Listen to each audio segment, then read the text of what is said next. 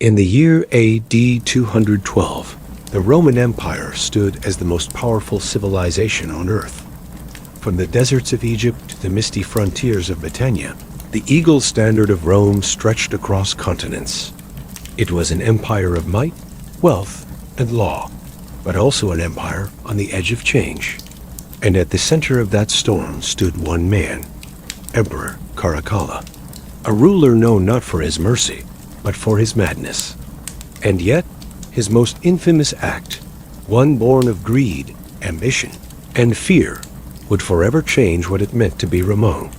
This is the story of the Edict of Caracalla, the decree that made nearly every free inhabitant of the empire a Roman citizen. But behind that gesture of generosity was something darker. Caracalla was born into greatness, the son of Septimius Severus, one of Rome's most brilliant generals, and Julia Domna, a woman of Syrian nobility and ruthless intellect. He shared the throne with his brother, Geta, after their father's death in AD 211. The empire expected unity, but what it got was hatred. The two brothers despised each other, so much that they divided the imperial palace in half. They even had separate entrances, servants and guards. The tension was unbearable. Rome had seen co-emperors before, but never such poisonous rivalry. And then it ended in blood. During what was supposed to be a reconciliation meeting arranged by their mother, Caracalla drew his dagger and murdered Geta in her arms.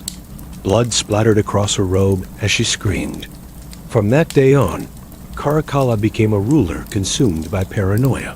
He ordered Geta's name erased from inscriptions, his statues destroyed, and his memory condemned, what Romans called damnatio memoria. Tens of thousands of Geta's supporters were executed. The empire bled, and the people trembled. But Caracalla wasn't satisfied with simply killing his brother. He needed to control the empire in a way no one ever had. He saw enemies everywhere, senators, generals, even slaves. Yet amid that paranoia, he did something extraordinary. He issued a decree that would echo across history, the Constitutio Antoniniana, or the Edict of Caracalla. It was a simple but revolutionary statement. All free men and women within the empire are now citizens of Rome. At first, the world gasped.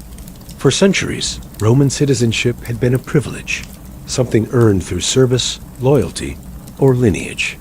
To be Roman was to belong to an elite fraternity of rights, the right to vote, to appeal to Caesar, to live under Roman law. And now, Caracalla had given it away to everyone.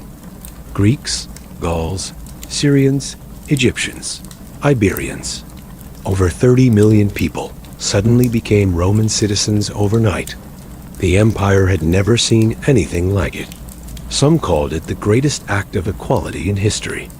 Others called it the greatest lie ever told. Because Caracalla's true motive was not generosity. It was money. Citizenship came with a price, taxes. The inheritance tax and the manumission tax applied only to citizens. By making everyone a citizen, Caracalla instantly expanded his tax base across the empire. Tea was one of the most brilliant and sinister economic moves in Roman history. He wasn't uniting the world for moral reasons. He was selling citizenship for gold. The empire's treasuries were drained from wars and luxury. Caracalla's father, Septimius Severus, had told him on his deathbed, "Enrich the army and scorn all others." And that's exactly what he did. Caracalla was obsessed with his soldiers. He increased their pay to absurd levels, feeding their loyalty while bankrupting the empire. He saw the army as his family, his shield, his throne. He even modeled himself after Alexander the Great, dressing in Macedonian armor, marching across the eastern provinces as if he were a reincarnation of the young conqueror. But beneath the glamour was a man unraveling, haunted by guilt, driven by ambition, and feared by all who served him. The Edict of Caracalla transformed Rome in ways no one could have predicted. The idea of being Roman was no longer tied to birthplace or blood. It became something larger, a shared identity across cultures.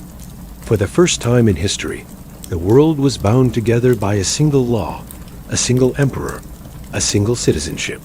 It was a vision of globalization 2 millennia before the word even existed. Yet this unity came at a cost. When everyone became Ramang, the meaning of being Ramang disappeared. What had once been an honor, something earned, was now ordinary. The empire had lost its distinction, its core identity diluted by sheer scale. In trying to unite the world, Caracalla had also weakened what made Rome special. The very name Romanus, once sacred, became common. As the years passed, the illusion of unity began to crack. The newly made citizens, especially in the provinces, soon realized that their new title came with heavy taxes and military obligations. Many resented it.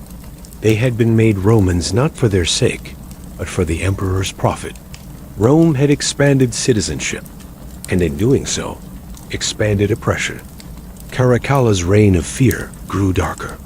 In AD 215, while traveling in Alexandria, he ordered the massacre of thousands of Egyptians, simply because they had mocked him in a play. The blood of the citizens he had liberated stained the very streets of the city he claimed to love. And soon after, his own fate arrived. In AD 217, while traveling to the Eastern Front, Caracalla stopped to relieve himself along the road between Edessa and Carrhae. One of his soldiers approached from behind and stabbed him to death.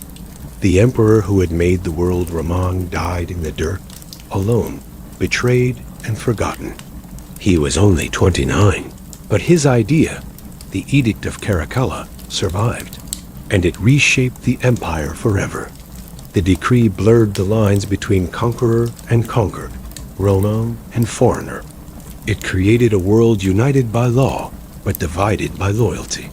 It was both the empire's greatest innovation and its first step toward collapse.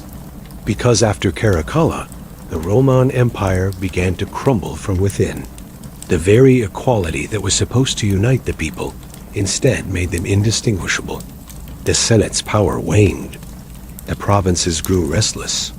The army, now the only force holding the empire together, demanded ever more pay, ever more control. Generals became emperors, emperors became tyrants, and Rome spiraled into chaos. From AD 235 to AD 284, more than 20 emperors would rise and fall in what historians call the crisis of the 3rd century. Civil war, plague, and invasion tore the empire apart.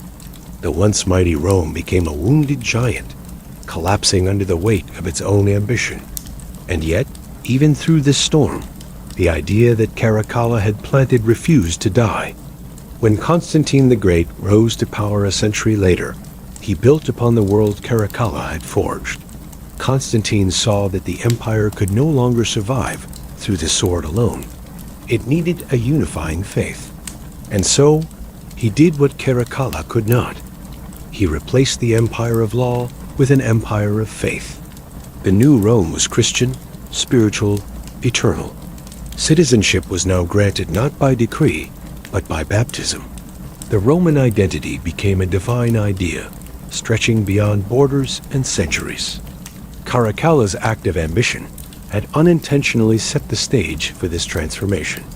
His decree, born from greed, had shown the world that identity could transcend race, language, and geography.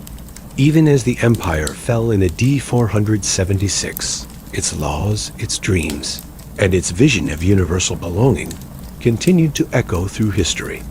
Today, we speak of global citizenship, of human rights, of one humanity under common law. All ideas that trace their roots back to that single moment in AD 212, when one emperor declared, "You are all Romans now." But there's a paradox at the heart of that story, the same paradox that defines humanity itself. In his quest for unity, Caracalla destroyed the very foundation that made unity possible. By making everyone Ramang, he made no one truly Ramang. It's a lesson written in marble and blood that even the most idealistic Visions can crumble when built on fear and greed. Still, history is never black and white. The tyrant who slaughtered thousands gave birth to one of the most enduring ideas of civilization. The madman who murdered his brother accidentally laid the groundwork for a universal world. Such is the irony of Rome and the irony of power. So as the sun set on the empire, as its roads cracked and its statues turned to dust, one truth remained unbroken. Empires die, but ideas live forever. Caracalla's edict marked the day the Roman Empire became more than a state. It became an idea that would outlast its emperors, its marble, even time itself. From the ashes of his ambition rose a vision of unity that still lives in us today. And maybe that's the greatest legacy of all, that even from tyranny, humanity finds its way toward connection. So the next time you hear the phrase citizen of the world, remember this. That idea began not in peace, but in blood. If you've reached this part of the story, you've walked through the corridors of history, through murder, empire, and transformation. You've seen how one man's obsession reshaped civilization itself. Before you go, don't forget to subscribe to the channel, because there are countless more forgotten stories like this one, buried in the dust of time, waiting to be told. And in the comments below, I want to hear your thoughts. Do you think Caracalla's act was true progress, or just the cleverest scam in history? Let me know what you believe. History isn't just about what happened. It's about what we choose to learn from it. Because as Rome once proved, power fades, but stories live forever.